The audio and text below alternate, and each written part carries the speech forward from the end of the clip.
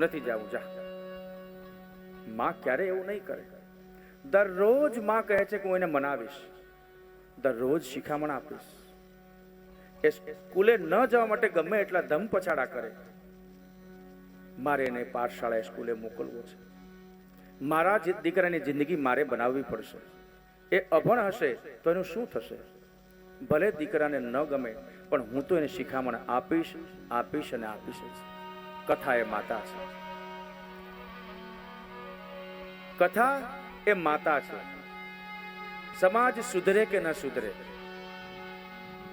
કથા સાંભળ્યા પછી પણ ભલે સમાજ બગડે, પણ કથા માતા એમ કહે છે કે આ પીઠિકા ઉપરથી હું હંમેશા સમાજને સુધારવાની જ વાત કરીશ, કારણ કે હું માં છું. કદાચ દીકરો થાકી જશે તોફાન કરતો કરતો, પણ એના તોફાન સહન કરતા કરતા હું ક્યારેય નહીં થાકું. ધોયો દફોયો મારો સાડલો.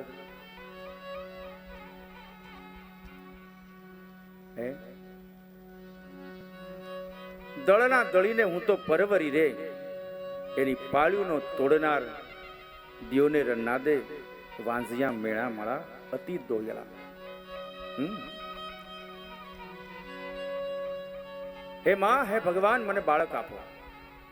ભલે મારું બાળક મારી સાડી બગાડે, એ સહન થઈ જશે, પણ મને પુત્ર આપો. હે માં, હે ભગવતી, હું ઘંટીમાં દળના દળતી હોઉં અને પથ્થરની ઘંટીમાં પહેલા દળના એ રીતે દળાતા દઈણું, તો ફરતી કોર ઘઉંના લોટની પાયડું બંધાઈ જાય. બાળક આવે, રમતું રમતું સીધું આવે અથવા તો ભાખોડિયા પર આવે, માં બિચારી દઈણું દળતી હોય અને એ જે ઘઉંની પાળીઓ છે એને તોડી નાખે. મુઠ્ઠીમાં ઘઉંનો લોટ લઈ ફરતી કોર ઉડાડે, માની ઉપર છાંટે.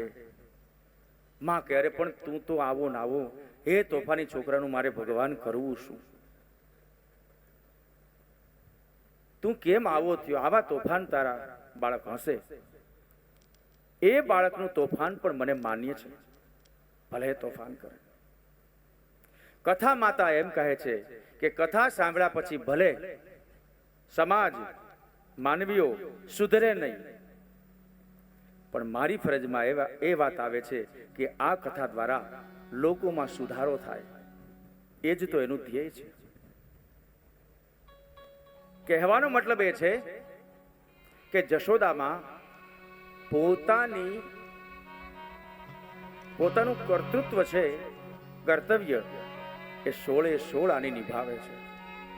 અને એટલા માટે જ કૃષ્ણ જેવા સંતાન એના ઘરમાં પેદા થાય છે. શુક કહે છે શૌનકને, એક વખત લાલાને ગોદડીમાં સુવડાવેલો ઓસરીની અંદર. લાલો સૂતેલો છે, બંને હાથ ચત્તા છે. લાલો ઉપર છતમાં દ્રષ્ટિ કરે છે, સામે દ્રષ્ટિ કરે છે. ચકલા છે, વાંદરા છે, કોયલ છે, કાગડા છે, ચણોઠી. એટલી બધી રાતી લાલાની દ્રષ્ટિ ત્યાં પડે છે. લાલો બંને હાથ અને બંને પગ હલાવે છે. બાળકનો સ્વભાવ છે કે નવરું ન બેસે. ભગવાને વિચાર કર્યો કે બાળક બીજા જે મોટા માણસો છે એ ઘણું બધું જમશે તો એને પચાવવા માટે એ ચાલશે, વોકિંગ કરશે, કસરત થશે ને. આપણે બધાને તો બાળક ક્યાં જવાનું છે? નથી હાલવા ચાલવા જવાનું. અને બાળકને ભાન ન હોય, માતાનું એટલું બધું દૂધ પી જાય, એટલું બધું દૂધ પી જાય. કદાચ એ બાળક ભોજન કર્યા પછી, દૂધનો ખોરાક લીધા પછી એનો ખોરાક પચશે નહીં તો, બાળકને અજીર્ણ અપચો થશે તો. એટલે પરમાત્માએ કસરતની વ્યવસ્થા બાળકની સાથે જ આપી છે. નાનું બાળક હોય, જ્યારે જાગતું હોય ત્યારે હાથ પગ સતત પછાડે છે, સતત હલાવે છે. This is an exercise for child. આ બાળક માટેની કસરત છે. એ જી નવ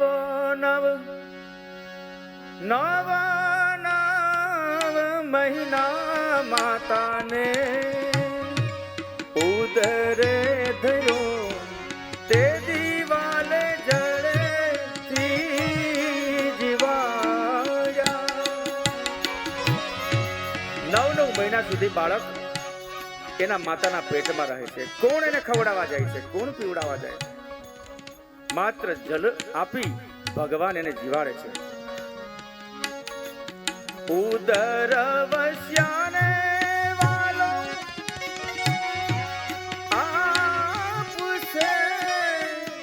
આપશે સૂતા ને જગાડી અખંડ રોજી હરિના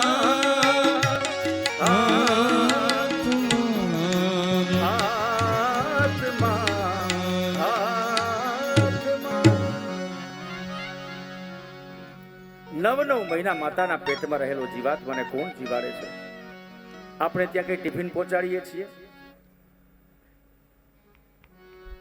એ બાળકને જીવાડે છે કોણ? તે દિવાળે જળેથી જીવાડ્યા. ઉદરમાં રહેલા આપણે ભગવાને બચાવ્યા છે. ઉદર વસ્યાને વાલો આપશે સૂતાને જગાડી. કોઈ માણસ સૂતો હશે ને ભૂખ્યો સૂતો રહી ગયો હશે તો પરમાત્મા એને કોઈ પણ નિમિત્ત દ્વારા ઉઠાડશે અને એને ભોજન આપશે. અખંડ રોજી હરિના હાથમાં. આપણી રોજી, આપણી ક્ષુધા, આપણી ભૂખ 1000 હાથ વાળો આપવાનો છે. કીડીને કણ ને હાથીને મણ. એક કણ દાણો કીડી માટે પૂરતો છે અને હાથીને એક કણ ન થાય એટલા માટે મણ જેટલું ભોજન એના માટે ભગવાન વ્યવસ્થા પૂરી કરે છે. બાળકના હાથ પગ હલે ચાલે છે. શા માટે? પરમાત્મા એને કસરત કરાવે છે. લાલો પણ માનવી થઈને આવ્યો છે, પોતાના હાથ પગ હલાવે છે અને એમ કરતા કરતા લાલો પોતે ચતો સૂતો તો એમાંથી ઊંધો થઈ ગયો. રોહિણી માતાની નજર પડી. અરે બેન જશોદા, જોતો લાલો ચતો હૂતો તો એમાંથી ઊંધો થયો. લે, આ તો પ્રગતિ કહેવાય. વાહ વાહ વાહ વાહ. બાળકનો વિકાસ થયો. એની હાથે હાથે પોતે ઊંધો થવા લાગ્યો. ભગવાને પડખું ફેર્યું. ચાલો ઉત્સવ કરીએ. ગોકુળની અંદર જ્યારથી આનંદ સ્કંદ પરમાત્મા પ્રગટ્યા છે, આનંદ આનંદને આનંદ જ કરે છે. બધી સખી સહેલીઓને ભેગી કરી માતા જશોદા રોહિણીએ, અને એમ કહેવાય છે કે પડખું ફરવાનો ઉત્સવ. અત્યારે બધા બર્થડે સેલિબ્રેશન કરે છે, ઉજવણી કરે છે. સેલિબ્રેશન એ બર્થડેની, વેડિંગ એનિવર્સરી, લગ્નની તિથિ. આવા જ્યારે બાળક વિકાસ પામે ને ત્યારે એના સેલિબ્રેશન, એની ઉજવણી હોવી જોઈએ. લાલાએ પડખું ફેર્યું. હાલતા શીખે અને ઉજવણી કરવામાં આવે. જેમ કનૈયાની એકે એક પ્રગતિ સમયે માતા જશોદાએ નંદબાવે ઉત્સવ ઉજવા છે. બધાને ભેગા કરી અને બધાને આનંદ રાસ લીધા, કીર્તન કર્યા, ભક્તિ કર્યા, લોકોને મિષ્ટાન એવા ભોજન કર્યા. શા માટે? ઠાકોરજી પડખું ફેર્યા. સુખજી કહે છે, એક વખત આ પૂતના તો મરી. કંસ રાજાને ખબર પડી કે પૂતના મારી બેન ગુજરી ગઈ. અરે હવે શું કરવું? ત્યાં એક શકટાસુર હતો, એનો મિત્ર. એને કહ્યું, મહારાજા મુંજાવમાં હું આ લાલાને હત્યા કરીને જ આવીશ. શકટાસુર, શકટ એટલે ગાડું, બળદ ગાડાને શકટ કહેવાય. આ જે દૈત્ય હતો શકટાસુર, એ ગાડાના સ્વરૂપે ગોકુળની અંદર પ્રવેશ કરે છે. લાલો પડખું ફેર્યો તો આજે ઉત્સવ છે. હવે ઘણી વખત આમાં એવું થાય, જેના લગ્ન થતા હોય ને તો ક્યાંય રખડતો હોય ને મોજ બધા બીજા કરતા હોય. વરરાજો એનો વરઘોડો નીકળે અને બજારમાં વરઘોડો આવતો હોય ને બધા ભાંગડા ને ઓલું ને મારો વાપર્યો, વિડિયા ઉતરતા હોય, ડીજે ચાલતા હોય. ઓલા વરરાજાને પાણી પીવું હોય ને કોઈની પાસે માગે પણ એટલો બધો અવાજ આવે કોઈ સાંભળે નહીં. ઓલો કે મારું ગળું ફૂંકાઈ ગયા, મારા માટે નાચો છો કે તમારા માટે? તો મેઇન વ્યક્તિ છે એ ભૂલાઈ જાય. લાલા ના પડખું ફેરવવાના અવસર પર બધા આનંદ કરે છે. અને લાલાને કોઈ તેડે નહીં અથવા તો કોઈ હેરાન ન કરે એટલે માં જશોદાએ ફળિયાના છેવાડે એક ગાડું પડેલું છે, શકટ, અને ગાડાનું ધોસરું એ ધોસરાની અંદર ખોયું પરોવી અને લાલા ન્યા સુવડાવ્યો. બીજાના મિત્રો ગોપબાળો હતા એને કહ્યું, જો લાલાને ધ્યાન રાખજો, પડે આકડે નહીં. બહુ સારું. અને બધી ગોપીઓ ને બધા આનંદ વિભોર કરે છે. આ ગાડાની અંદર રસ ભરેલા છે, દૂધ, દહીં, છાશ, ઘી, માખણ, માટલા ભરેલા છે માટીના આ ગાડામાં. એનો ઉપયોગ જમવા ટાણે કરવાનો હશે એટલા માટે બધા ઉત્સવ ઉજવે છે, ઠીઠિયાળી કરે છે, આનંદ કરે છે, વિહાર કરે છે. શકટાસુર આવ્યો અને જોયું કે ઠીક આ નંદનો લાલો તો એકલો છે, નાના નાના છોકરા એની પાસે છે, પણ એનું શું આવે? શકટ જેવું ગાડા જેવું સ્વરૂપ ધારણ કરી શકટાસુર આમાં પ્રવેશ કરે છે.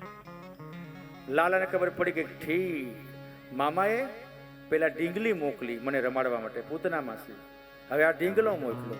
બાળકને તો રમકડા બહુ ગમે અને હું તો રમીશ, લાલો કહે છે. અંતર્યામી બધું જાણી ગયા. શકટાસુર પોતાનું પોત પ્રકટે કૃષ્ણ ઉપર હાવી થાય એ પહેલા કનૈયાએ ધોસરા સાથે બાંધેલું એનું ખોયું પગને કર્યા ઊંચા. એ ધોસરાને એટલો બધો પ્રેશર આપ્યું, દબાણ કર્યું કે ગાડું આખે આખું ઊંધું વળી ગયું. મતલબ શકટાસુર ઊંધો વળી ગયો, એનો નાશ થયો. જય જયકારના શબ્દ થયા, મરી ગયા શકટાસુર આમ કરી અને અંતે મરણને શરણ પામે છે. દુંદુભી નગારાના નાદ થયા. ભગવાને શકટાસુરનો વધ કર્યો.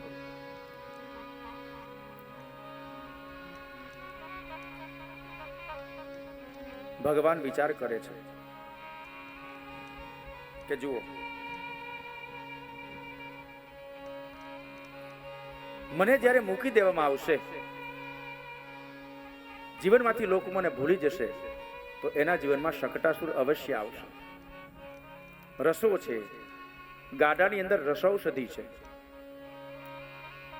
તો જેના જીવનમાં અનેકવિધ રંગો છે, અનેકવિધ રસો છે. આજે ખાણીપીણીમાં કેટલા બધા રસ આપણે ખાઈએ છીએ.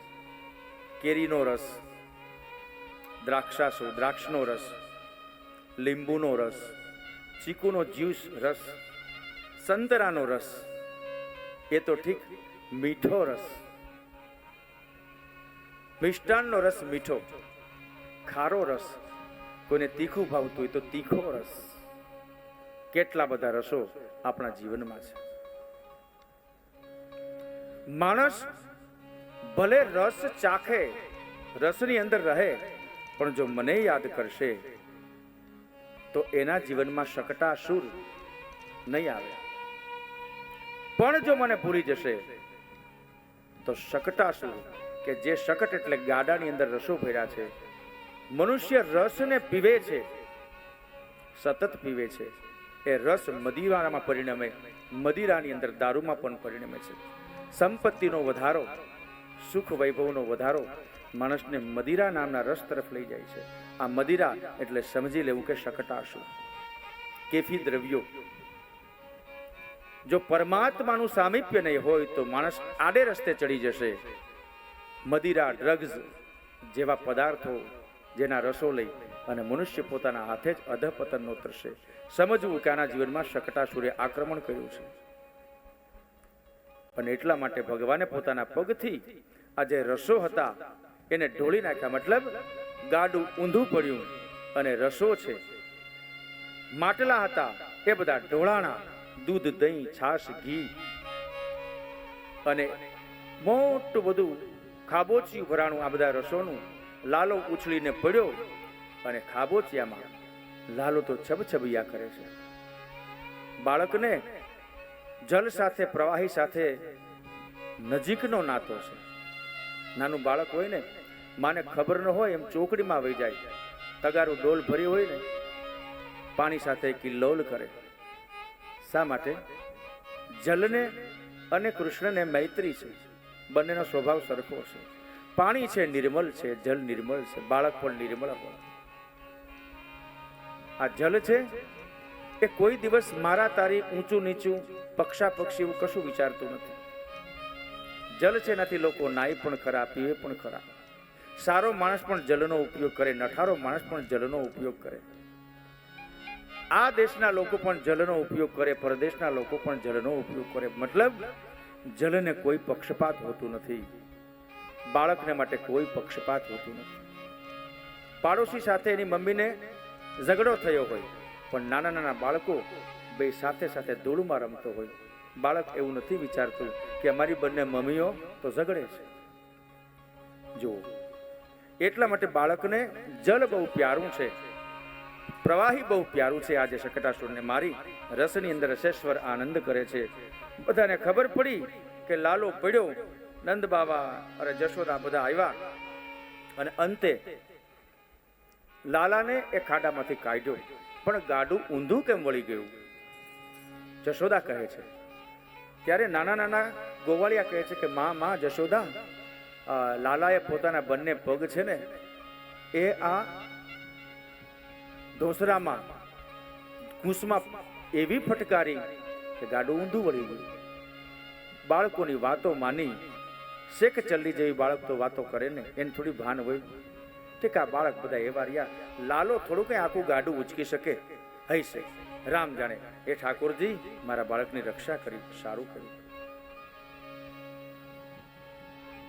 સમય પસાર થયો ને એક વખત ભૂમો નિધાયતમ ગોપી વિસ્મિતા ભાર પીડિતા દૈત્યો નામના તૃણાવર્ત કંસ ભૃત્ય પ્રણોદિતિ ચક્ર વાત સ્વરૂપેણ જહારાસીનમ બર્ભકમ. દૈત્યો નામ તૃણાવર્ત લાલાને ઓસરીની કોરે સુવડાવેલો છે. આ શકટાસુર નાશ પામ્યો, રાવણને સમાચાર મળ્યા તો તૃણાવર્ત નામનો દૈત્ય કહે છે કે અરે રાજા, હું જાઉં છું. ભલે પૂતનાને અને શકટાસુરને હારવું પડ્યું, પરંતુ તમને વચન આપું છું રાજાજી કંસ, હું કૃષ્ણને વીખી ચૂતી હત્યા કરીને આવું છું. કંસ કે જા, સફળ થા. તૃણાવર્ત, તૃણ એટલે નાનું ખડનું તણખલું, આ વર્ત એટલે વંટોળ, પવન. દેશી ભાષામાં જ્યારે વાવાઝોડું થાય ત્યારે એ ભયંકર પવનની અંદર ખડ, તણખલા, પાંદડા, કાગળ બધું ઉડતું હોય. વાવાઝોડું એટલે તૃણાવર્ત એમ સમજવું. આ તૃણાવર્ત પાસે એવી શક્તિ હતી કે ભયંકર પવન સ્વરૂપે, વાવાઝોડા સ્વરૂપે ગમે તેને મારી શકે છે. લાલો એકલો સૂતો છે, તૃણાવર્તે જોયું, ઠીક કનૈયો એકલો છે, હમણાં પવન થઈને તેની પાસે જાઉં છું, દૂર દૂર લઈ જાઉં છું, હવાની અંદર ફંગોળી દઉં છું. તૃણાવર્ત આવ્યો એટલે ગોકુળમાં આંધી જામી. આંધી, તુફાન, વાવાઝોડું. તૃણાવર્તે આખા ગોકુળને વાવાઝોડાની અંદર લપેટી લીધી.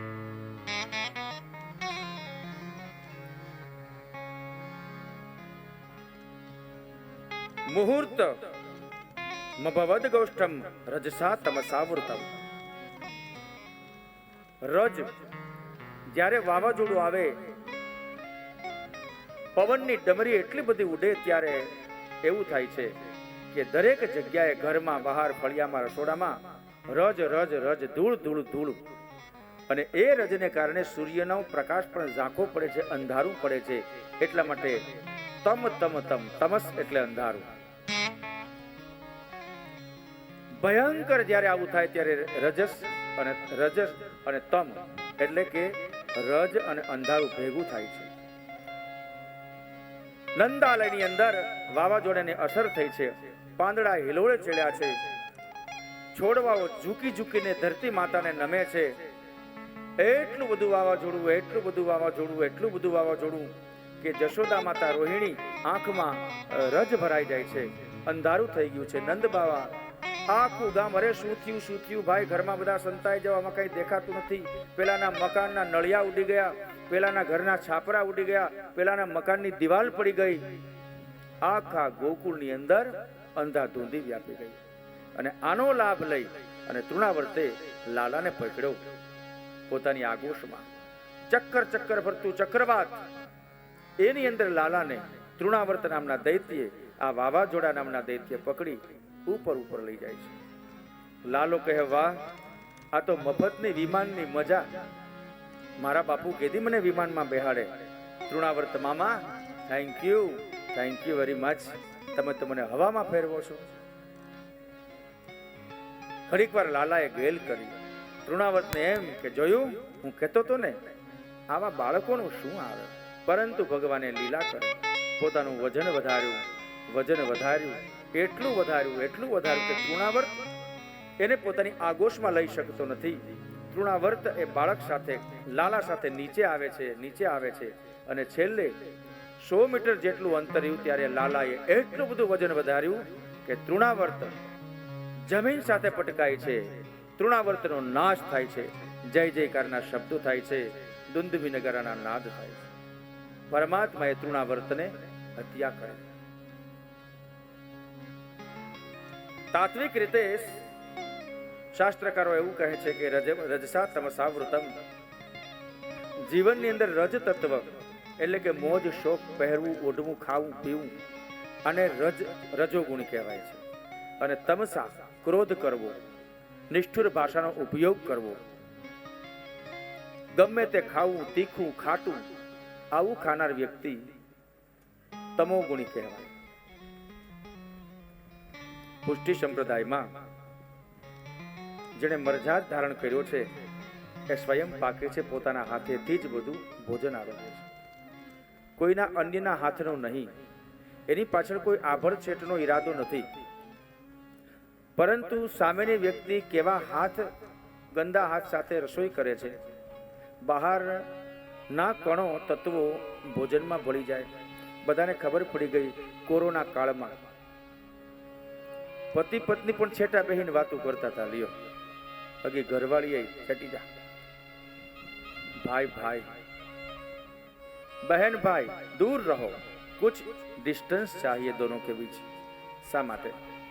કે બહારથી આવેલી વ્યક્તિના આંગળામાં કોઈ એવા રોગના તત્વો એ લઈને આવે. શ્વાસની અંદર રોગના તત્વો હોય, ઘરે આવે અને ચેપ લગાડે બીજાને પણ. વૈષ્ણવો પોતાનું અલગ રસોડું કરે છે, ભીતર કરે છે, તપેલી કરે છે. એની પાછળનું કારણ એક પ્રકારની સુરક્ષા છે, શરીરની સુરક્ષા. આરોગ્યનો હેતુ છે કે ગમે તે વ્યક્તિ રસોઈ કરે એમ નહીં. ભીતરના રસોડામાં જેને લાભ મળે એ જ વ્યક્તિ શુદ્ધ થઈ, પવિત્ર થઈ ઠાકોરજીનો ભોગ સામગ્રી સિદ્ધ કરે અને એ સામગ્રી ઉપર પ્રસાદ વૈષ્ણવો ભક્તો આરોગે. એકદમ સાત્વિક, કે જેમાં લસણ ન હોય, ડુંગળી ન હોય, અતિશય તીખું ન હોય, અતિશય ખાટું ન હોય. શા માટે? મુહૂર્તમ અભવદ ગોષ્ઠમ રજસા તમસા વૃતમ. તૃણાવર્તની કથા દ્વારા સુખદેવજી એ કહેવા માંગે છે કે ભગવાનના નિજ ભક્તો વૈષ્ણવો મરજાદીઓ આ કારણે નોખું રસોડું રાખે છે, ભીતરિયું નોખું કરે છે. એની પાછળનું કારણ કે જો કોઈ પણ વ્યક્તિના જીવનમાં રજોગુણ એટલે કે ખાવું પીવું, એશ આરામ કરવો, અતિશય ખાય પીવે એટલે શરીરમાં પ્રમાદ આવે છે, બગાસા આવે, નિંદર આવે છે. એ વ્યક્તિ કામ કરવાની જગ્યાએ નિદ્રા કરશે. નિંદર નહીં થાય તો એનું શરીર આખું ગારા જેવું લાગશે. જુઓ, કર્મનો લોપ થાય અને શરીરને નુકસાન. રજોગુણી વ્યક્તિને આવું થાય છે. બેફામ ખાવું, કોઈ કસરત નહીં વોકિંગ, અને એ વ્યક્તિને પછી ડાયાબિટીસ ને બીપી ને આપણે જોઈએ છીએ. તો રજોગુણી વ્યક્તિ આમ કરીને પતન નોતરે છે અને તમોગુણી એકદમ ખાટું, એકદમ તીખું, એકદમ હલકો આહાર, મદિરા, કાલા, ડ્રગ્સ આવું લેનાર વ્યક્તિ તમસાવૃતમ. તમસ એટલે અંધારું. તમસથી આવૃત એટલે કે અંધારાથી ઘેરાઈ જાય છે. ક્યાં અંધારાથી? તમો ગુણના અંધારાથી, રજો ગુણના અંધારાથી. અને એ રજસા તમસાવૃતમ, એ રજોગુણી અને તમોગુણી માણસ એટલે જ તૃણાવર્ત. આ તૃણાવર્ત કોકના રસોડા અભડાવે છે. બહારથી આવી હાથ પગ મોઢું ધોયા વગર ભોજન કરવા બેસી જવું, દરેક જગ્યાએ ઊભા ઊભા ભોજન કરવું, ગમે તે હોટેલની અંદર ગમે તે ખાવું શરીરને નુકસાન કરશે. પ્રભુને ભોગ ધર્યા પછી ભોજન એ પવિત્ર કહેવાશે, એ પ્રસાદ કહેવાશે. આવા તૃણાવર્તની ચુંગલમાંથી નીકળવું હોય અથવા તો ન ફસાવવું હોય તો સ્વયં પાકી ભવ.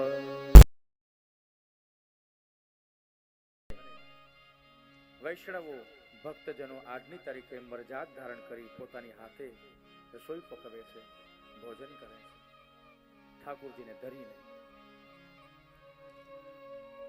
દરેક સંપ્રદાયની અંદર પાછળ કંઈક કારણ હોય છે. કોઈ વ્યક્તિ આભડછેટમાં છે, નીચી છે, ખરાબ છે એવો વૈષ્ણવોનો ઈરાદો નથી, પણ ઠાકોરજીનો ભોગ છે પવિત્ર હાથે સિદ્ધ થાય પવિત્ર વસ્તુથી, અને એ ઠાકોરજીનો એઠો પ્રસાદ વૈષ્ણવો પવિત્ર ખાય તો ઠાકોરજીની સેવા કરવા માટે જાજુ આયુષ્ય મળશે. પ્રભુ મારે 60 વર્ષ નહીં, મારે 80 વર્ષ જીવવું છે. કાં જાજુ જીવું ને તો જાજી તારી સેવાનો મોકો મળે. પ્રભુ મારે 80 વર્ષ નહીં 100 વર્ષ જીવવું છે. શા માટે?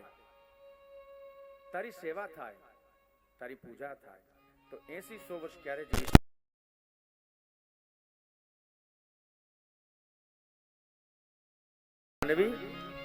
ઘણા વર્ષો સુધી જીવી અને ઠાકોરજીની સેવાનો આનંદ પ્રાપ્ત કરી શકે છે. આ થઈ તૃણાવર્તની કથા. તૃણાવર્તનો ભગવાને નાશ કર્યો અને ત્યાર પછી નામકરણ સંસ્કાર, અને એ પહેલા માતાને વિશ્વરૂપનું દર્શન કરાવે છે ભગવાન. એક વખત માતા બેઠા છે ઓસરીમાં અને બલરામજી આવ્યા. મોટા ભાઈ, હજી તો નામ બેમાંથી એકના પડ્યા નથી, પણ મોટા ભાઈ આવ્યા. માતાને ફરિયાદ કરી, માં આ જો લાલો, એને સમજાવો, સંભાળો, કાં બહુ તોફાન કરે છે. શું છે માં? આજ તો હદ થઈ ગઈ. લાલાએ ધૂળ ખાધી, માટી ખાધી. ક્યાં છે લાલો? લાલો નીચું મોઢું કરી, મોઢું બંધ કરીને હોઠ બહાર કાઢીને આવ્યો. એમ કેમ તારા તોફાન વધતા જાય છે લાલા? માતાએ ઠપકો આપ્યો. બલરામજી સામું જોવે છે, મોટા ભાઈ સામે. એવું કતરાય છે, ઘેરે આવીને માને ચાડી કરી દીધી ને. વારે વારે તું મારી ચુગલી ચાડી કરે છે. મોટો ભાઈ આવો હોય કાંઈ, મને બચાવવો જોઈએ.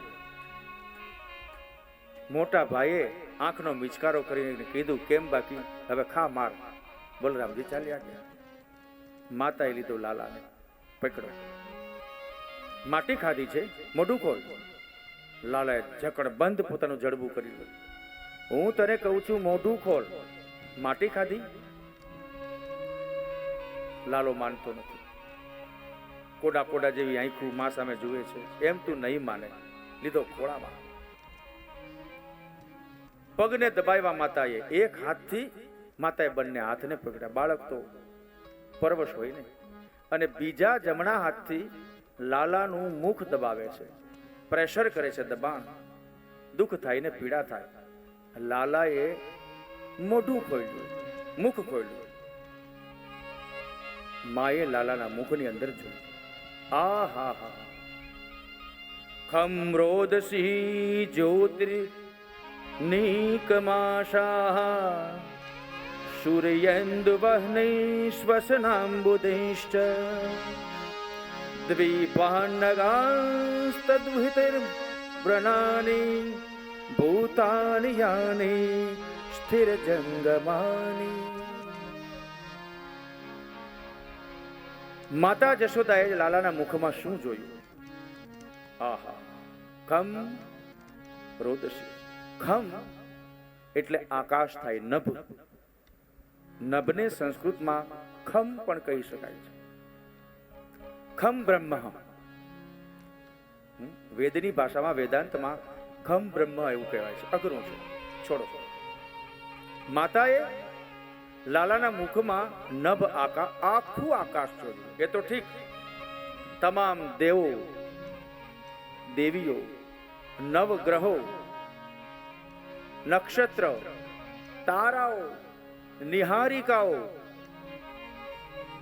ત્યાંથી આગળ 14 લોક, પૃથ્વી, દ્વીપ એટલે પર્વત, સમુદ્રો, નદીઓ, વનરાજી, પર્વતો, પક્ષીઓ, જળચર સ્થળચર જીવો. આહાહા, માતાની આંખો વિસ્ફારિત થઈને જોઈ રહી. હું શું જોઉં છું? મારા લાલાના મુખમાં આખું જગત.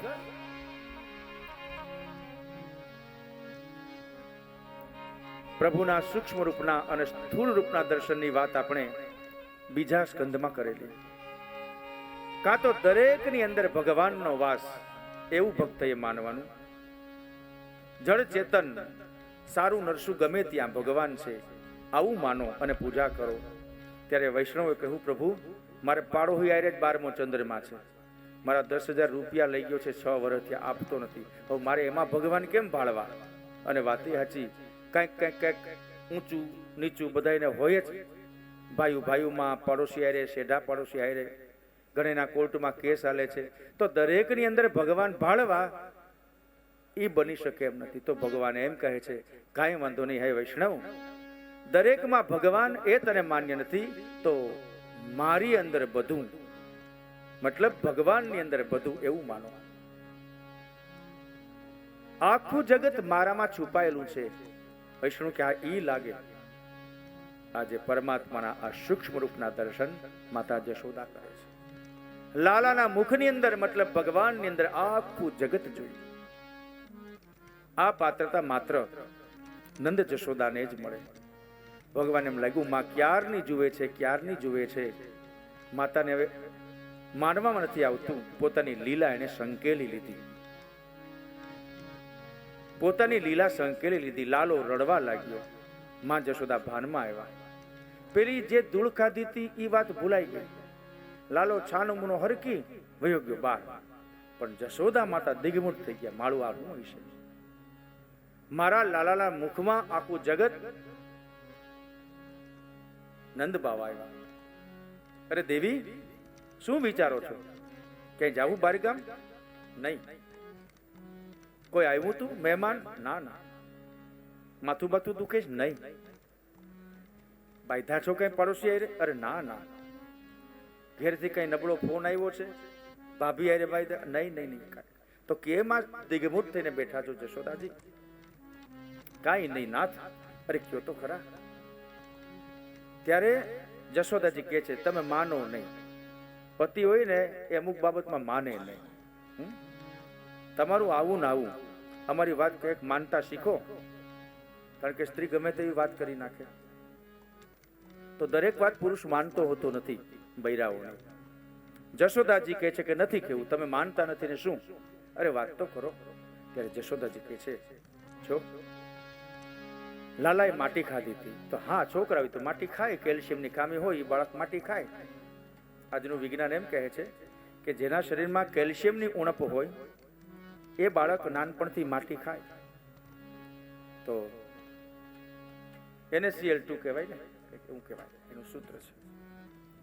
તો જે બાળકના શરીરમાં કેલ્શિયમ નામના તત્વની ખામી હોય એ બાળક છાનમુનો માટી ખાય છે. આપણા લાલામાં એવું કંઈક હશે નહીં. યશોદા કે મારો લાલો તો પરિપૂર્ણ છે, પણ સાંભળો તો ખરા, વાત પતતી નથી. શું?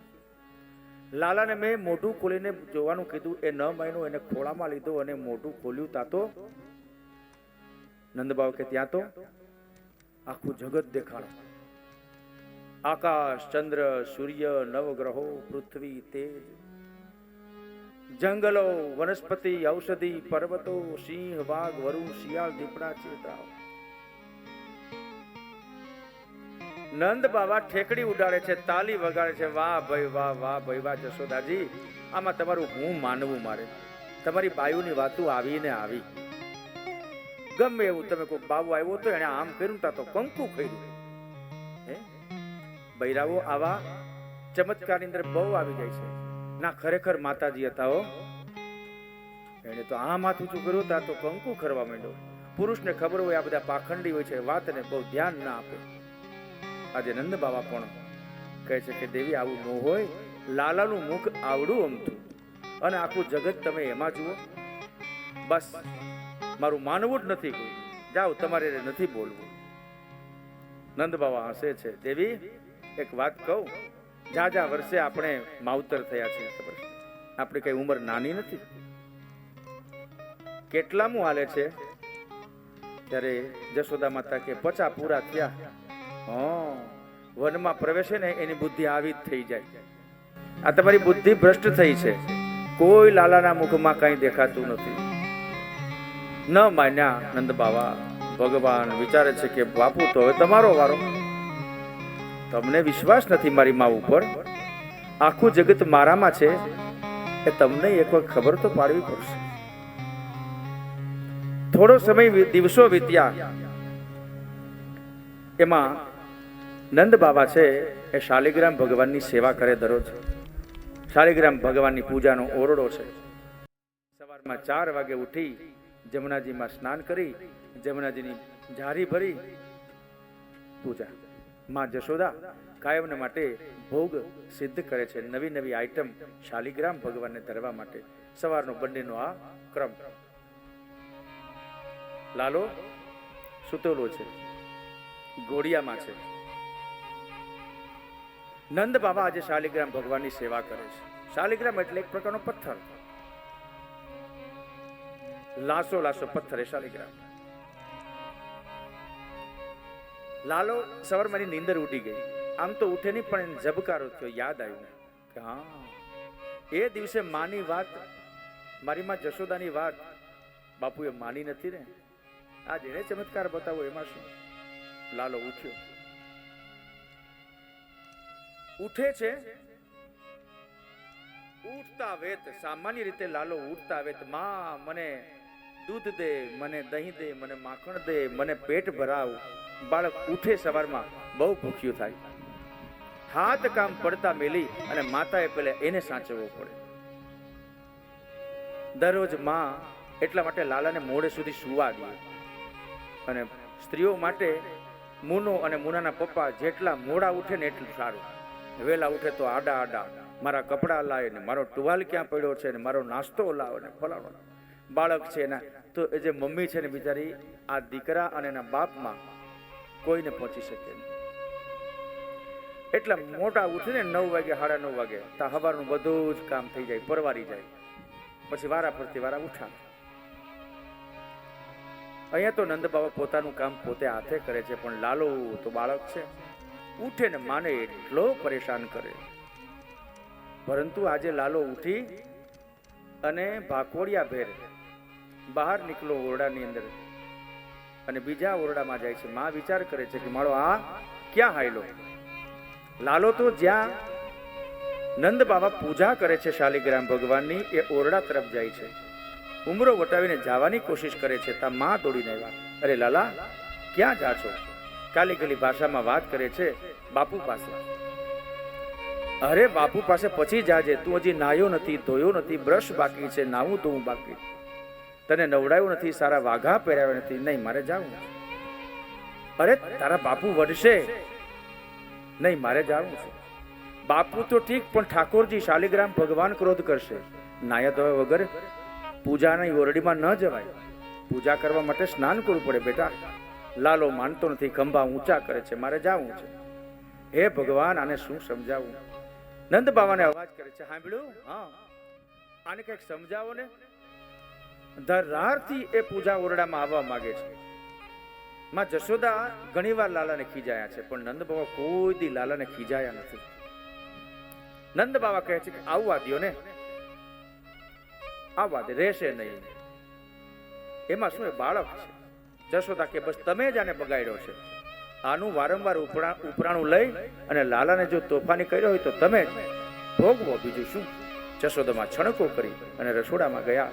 પાક સિદ્ધ કરે છે. ત્યાં લાલો અંદર ગયો, બાપુ પાસે બેઠો, સેવા પૂજા કરે છે નંદ બાવા. લાલો દરેક વસ્તુને અડે છે. બાળકને ટેવ હોય કે જે વસ્તુ ભાળે એને પકડવાની કોશિશ કરે. એ દીવાને પણ પકડવાની કોશિશ કરે. શા માટે? ચમકતી વસ્તુ છે ને. બાળક છે એ દીવાને અડે, અગરબત્તીને પકડવાની કોશિશ કરે. અને એટલા માટે ઠાકોરજીના સ્વરૂપની પૂજા કરતી વખતે વૈષ્ણવો ધૂપ અને દીપ નથી કરતા. પુષ્ટિ સંપ્રદાયમાં એનો નિષેધ છે કે લાલાની સેવામાં નહીં દીપ, દીવો નહીં, અને નહીં ધૂપ, દીવા, અગરબત્તી નહીં. શા માટે? પ્રભુ બાળક છે. શક્ય છે બાળક દીવાને બાચકું ભરે તો, એને પકડવાની કોશિશ કરે તો લાલો દાજી જાય. અગરબત્તીને અડે, લાલો દાજી જાય. પ્રભુને પરિશ્રમ પડે એવું કશું નહીં કરવાનું. એટલા માટે ઠાકોરજીની સેવામાં ધૂપ દીપ નથી. અહીંયા તો શાલિગ્રામ ભગવાન છે, ધૂપ દીપ નૈવેદ્ય બધું આવે. દીવાને અડવા જાય છે લાલો, ક્યાં નંદ બાવાને પકડી, નહીં બેટા દીવાને ન અડાય. ઘંટા ટોકરી એને પકડે છે, બાળક સખણું ન બેસે. બાપુ ઓલું શું છે, બાપુ આ શું છે? 1000 સવાલ કરે બાળક, પપ્પાને દાદાને થકવી મારે. પણ પ્રભુએ એમાં જિજ્ઞાસા નામનું તત્વ મૂકેલું છે. આ છે બાળ વિકાસ. જે બાળક વધારે પ્રશ્નો કરે એ બાળકનું ભવિષ્ય અતિશય ઉજ્જવળ હોય છે, એમ ચાઇલ્ડ સાયકોલોજિસ્ટ કહે છે. બાળ મનોવિજ્ઞાનના ડોક્ટરો એમ કહે છે કે બાળક સવાલ જેટલા વધારે કરે એટલું સારું. લાલો અનેક સવાલ કરે છે. એમ કરતા કરતા નંદ બાવા કહે છે કે લાલા, જો કાંઈ અડતો નહીં, તારી માએ ભોગ સિદ્ધ કર્યો છે ને, હું લેવા જાઉં છું, ઠાકોરજીને ધરવાનો. હા બાપુ, કાંઈ નહીં અડું. નંદ બાવા રસોઈ ઘરની અંદર ગયા. રસોડામાં દેવી, પાક સિદ્ધ થઈ ગયો? જશોદા કે બસ હમણાં થોડી જ વારમાં, 5 જ મિનિટમાં તૈયાર. નંદ બાવા થોડીક વાર ઊભા રહ્યા. જ્યાં એ રસોઈ પાક છે એ લઈને પૂજાના ઓરડામાં આવે છે ઠાકોરજીને ધરવા માટે, ત્યાં તો લાલો એમને બેઠો છે. નંદ બાવા નીચે બેઠા. હે મારા નાથ, હે શાલિગ્રામ ભગવાન, લ્યો ધૂપમ આગ્રાપયામિ, દીપમ દર્શયામિ, અથ નૈવેદ્યમ ગાયત્રી મંત્રેણ સંપ્રોક્ષ્ય. એ નૈવેદ્ય ઉપર, થાળ ઉપર પાણીના છાંટા નાખો. બ્રાહ્મણ બેઠા બોલતા હોય. માથે હાથ રાખો, આંખો બંધ કરી. ઓમ નાભ્યા આસીદંતરિક્ષગું શિષ્ણોભ્યો સમવક્તતા પત્યામ્બો વિર્નિશોત્રા તથા લોકા. ઠાકોરજીને જમાડવાની ભાવના. ઓમ પ્રાણાય સ્વાહા, ઓમ અપાનાય સ્વાહા, ઓમ વ્યાનાય સ્વાહા. પ્રાણ, અપાન, વ્યાન, ઉદાન અને સમાન પંચવાયુ આપણા શરીરમાં હોય છે. અન્ન ખાય અને પંચવાયુ પોષણ પામે છે. પ્રાણવાયુ એટલે જીવ, આપણો જે શ્વાસ છે તે. અપાન વાયુ, ગુદા માર્ગેથી નીકળતો જે પવન છે, વાયુ છે, એ અપાન. વ્યાન એટલે આપણે ઉધરસ ખાઈએ છીએ અને જે શ્વાસ નીકળે છે, વાયુ, પવન, એ. ઉદાન વાયુ એટલે આપણે છીંક ખાઈએ છીએ અને જે પવન શરીરમાંથી નીકળે છે તે. અને સમાન વાયુ, બગાસું જ્યારે માણસ ખાય છે અને જે વાયુ શરીરમાંથી નીકળે છે તે. તો પ્રાણ, અપાન, વ્યાન, ઉદાન અને સમાન પંચ પ્રાણ. 5 પ્રકારના પ્રાણ, 5 પ્રકારના વાયુ આપણા શરીરમાં રહેલા છે. ઠાકોરજીને ભોગ ધરાવતી વખતે એ પંચ આપણા શરીરના વાયુઓ છે એ પ્રભુને પ્રદત્ત કરવાના છે. હે પ્રભુ, આ 5 કોળિયા, ઓમ પ્રાણાય સ્વાહા, ઓમ અપાનાય સ્વાહા, 5 પ્રકારના વાયુ, 5 કોળિયા પ્રભુ તમને જમાડ્યા. હવે હું જમું. નંદ બાવા આંખો બંધ કરીને ઠાકોરજીને જમાડ્યા અને પછી ઠાકોરજીને નમસ્કાર કરી અને પોતે આરતી કરવા તૈયાર થાય છે. જ્યાં જોયું ત્યાં શાલિગ્રામ ભગવાન ગુમ. શાલિગ્રામ ભગવાનની મૂર્તિ છે જ નહીં. અરે શાલિગ્રામ ગયા કહા? આમ તેમ જુએ છે, ક્યાંય રડીને વયા ગયા હોય. લાલા, લાલા, તે શાલિગ્રામ ભગવાન જોયા? મોઢું બંધ છે, મેં નથી જોયા. ઊભા થઈને આગળ પાછળ બધે નંદ બાબા શાલિગ્રામ ભગવાનને શોધે છે, ક્યાંય જડ્યા નહીં. ત્યારે લાલાનું મોઢું હનુમાનજી જેવું થઈ ગયું. શાલિગ્રામ એ ગળી ગયા હતા એમ. આવડો મોટો શાલિગ્રામનો પથ્થર લાલો ખાઈ ગયો. નંદ બાબા કહે છે, કરે લાલા તારા મુખમાં શું છે? કાંઈ નથી. અરે ખોલ તો ખરો, મોઢું ખોલ. લાલો માનતો નથી. પકડો, ખોળામાં લીધો નંદ બાબાએ. મોઢું ખોલ.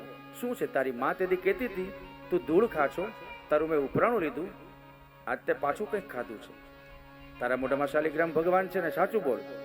નહીં, મારા મોઢામાં નથી. સાચું બોલ, તારા મોઢામાં શાલિગ્રામ તું ખાઈ ગયો છો.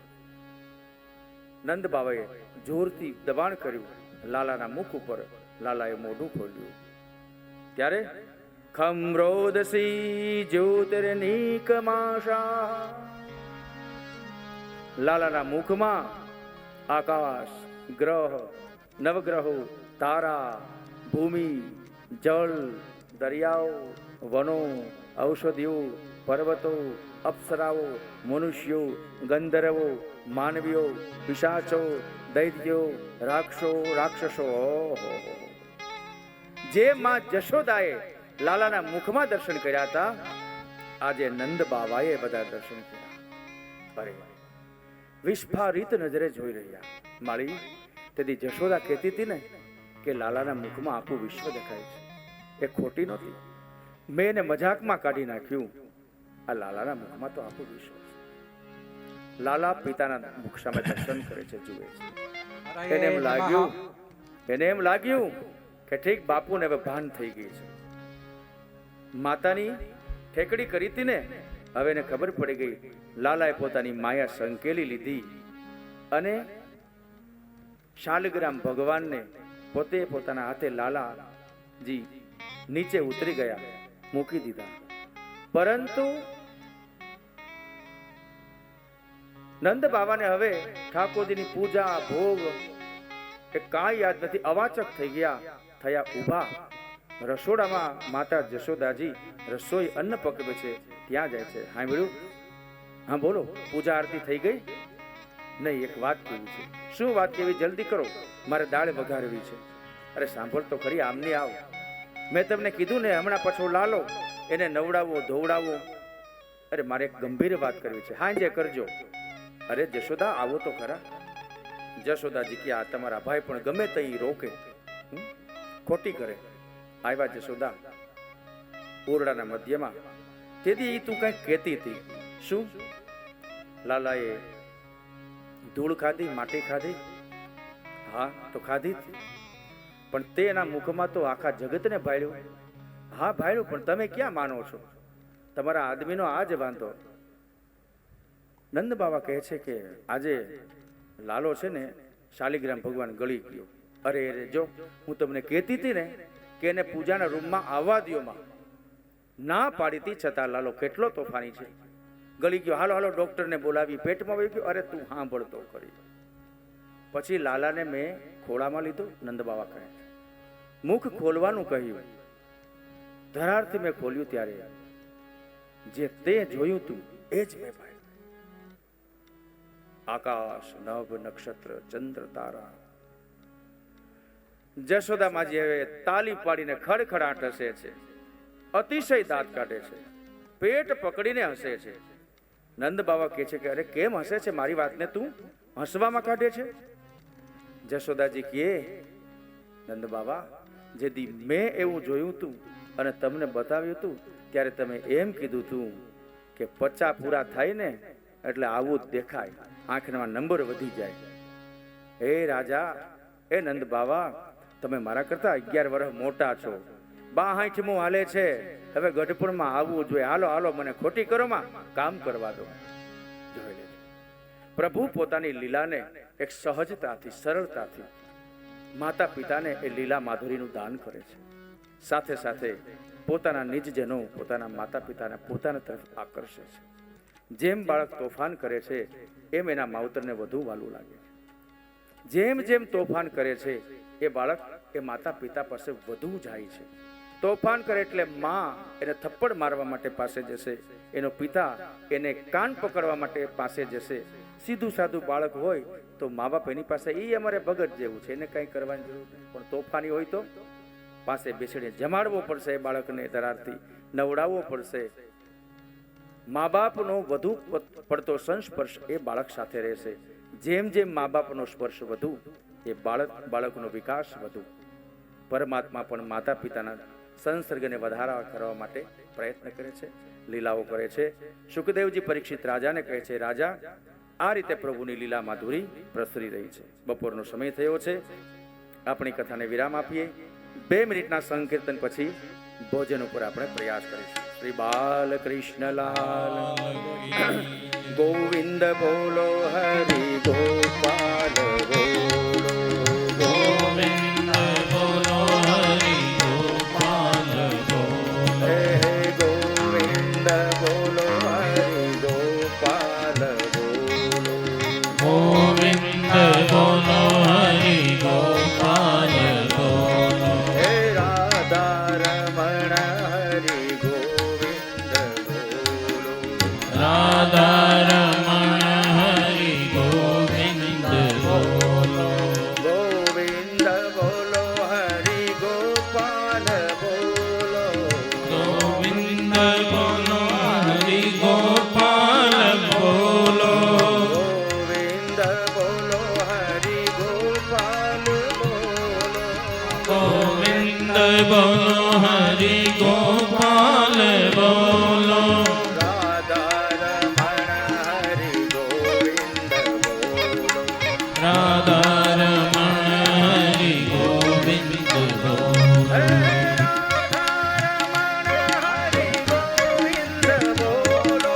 રાધા રમણ હરિ ગોવિંદ બોલો, ગોવિંદ જય જય ગોપાલ, જય જય ગોવિંદ, જય જય ગોપાલ, જય જય ગોવિંદ, જય જય ગોપાલ, જય જય ગોવિંદ, જય જય ગોપાલ, જય જય રાધા રમણ હરિ ગોવિંદ, જય જય રાધા રમણ હરિ ગોવિંદ, જય જય રાધા રમણ હરિ ગોવિંદ, જય જય રાધા રમણ હરિ ગોવિંદ, જય જય હે ગોવિંદ, જય જય ગોપાલ, જય જય ગોવિંદ, જય જય ગોપાલ, જય જય ઓ રાધા રમણ હરિ ગોવિંદ, જય જય રાધા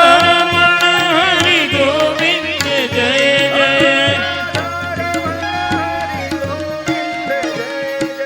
રાધા રમણ હરિ ગોવિંદ, જય જય શ્રી બાલકૃષ્ણલાલ બહેનો કી પ્રસાદ લેવા માટે સમાજ જશે.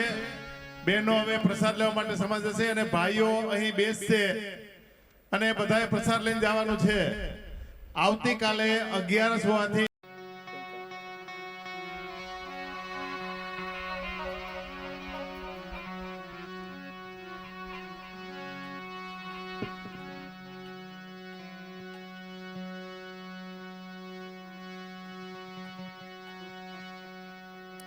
આંબો અખંડ ભુવનથી ઉતર્યો, આંબો અખંડ ભુવનથી ઉતર્યો, હે આંબો અખંડ ભુવનથી ઉતર્યો,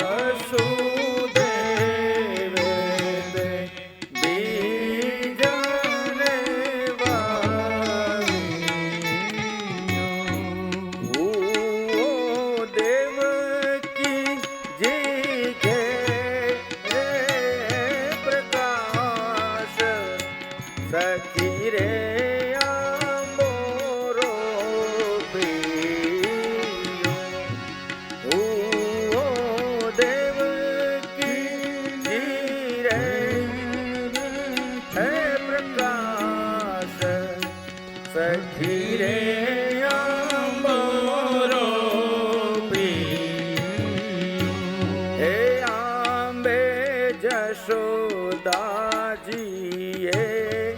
જળ સિંચ્યા આંબે જશોદાજીએ જળ સિંચ્યા નંદ ગોપ આંબાના રખેવાળ સખી રે આંબોરો પીયો નંદ ગોપ રખેવાળ સખી રે આંબોરો પીયો હે બ્રહ્માજીએ તે ચાર પત્ર લખ્યા બ્રહ્માજીએ તે ચાર પત્ર લખ્યા મુનિ નારદે કીધા છે જાણ સખી રે આંબોરો પીયો મુનિ નારદ કીધા છે જાણ સખી રે આંબોરો પીયો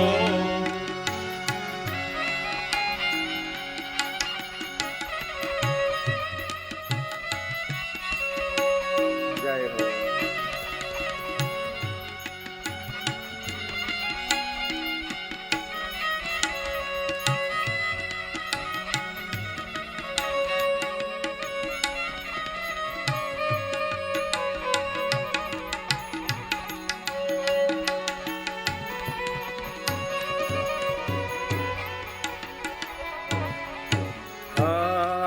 વ્યાસ મુનિએ તે ચાર પાત્ર કર્યા વ્યાસ મુનિએ તે ચાર પાત્ર કર્યા તેના નવખંડ માં છે નામ એ સખી રે આંબોરો પીયો એના નવખંડ છે નામ સખી રે આંબોરો પીયો આંબો ધ્રુવ પ્રહલાદે